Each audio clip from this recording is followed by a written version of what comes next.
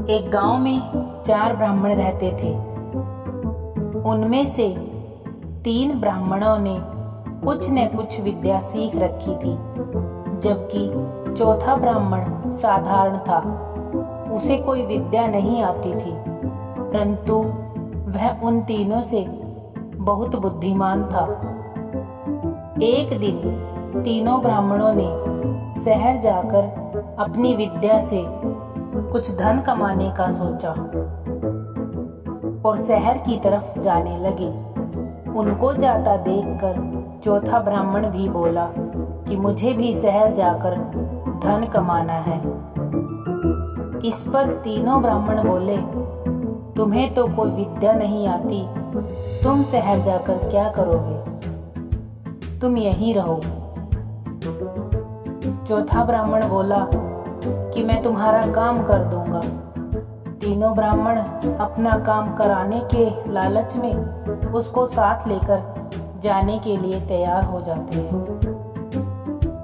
इसके बाद चारों ब्राह्मण शहर की ओर चल पड़ते हैं। शहर जाते समय रास्ते में एक घना जंगल पड़ता था। चलते चलते उन्हें एक जगह ढेर सारी हड्डियां बिखरी दिखाई पड़ती हैं। सभी वहां रुक जाते हैं और इस बात को लेकर बहस हो जाती है कि यह हड्डियां किस जानवर की हैं। तभी एक ब्राह्मण ने अपनी विद्या का प्रदर्शन करते हुए उस हड्डियों के ढांचे को जोड़ दिया, जिससे वह एक शेर का कंकाल बन गया।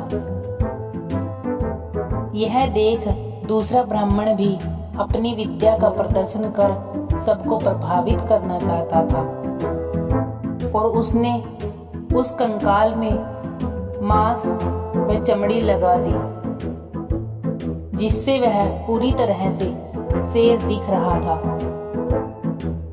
अब तीसरा ब्राह्मण कहाँ पीछे रहने वाला था।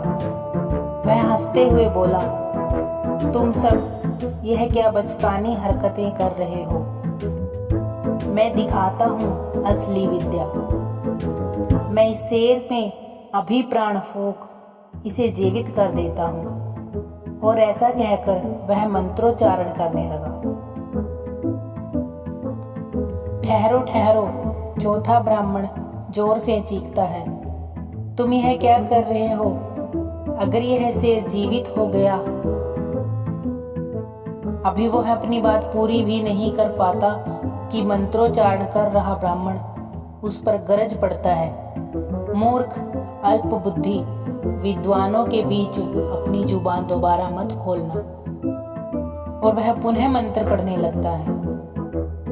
चौथा ब्राह्मण समझ जाता है कि उसकी बात कोई नहीं मानेगा। वह तेजी से भागकर एक पेड़ पर चढ़ जाता है। उधर मंत्र की शक्ति से शेर में प्राण आ जाते हैं।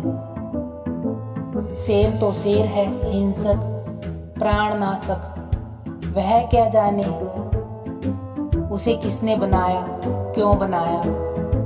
वह तो बस मारना और खाना जानता है। देखते ही देखते शेर ने तीनों ब्राह्मणों को मार डाला और अपना पेट भर घने जंगलों में ओझल हो गया। चौथा ब्राह्मण सही समय देखकर गांव की तरफ लौट गया और मन ही मन सोचा कि ऐसा ज्ञान किस काम का जो इंसान की सूझबूझ और समझदारी को ही क्षीण कर दे। हर काम को करते हुए उसके अच्छे और बुरे दोनों परिणामों के बारे में सोचना जरूरी है। सिर्फ विद्या में निपुणता ही नहीं, बल्कि बुद्धि का होना भी जरूरी है।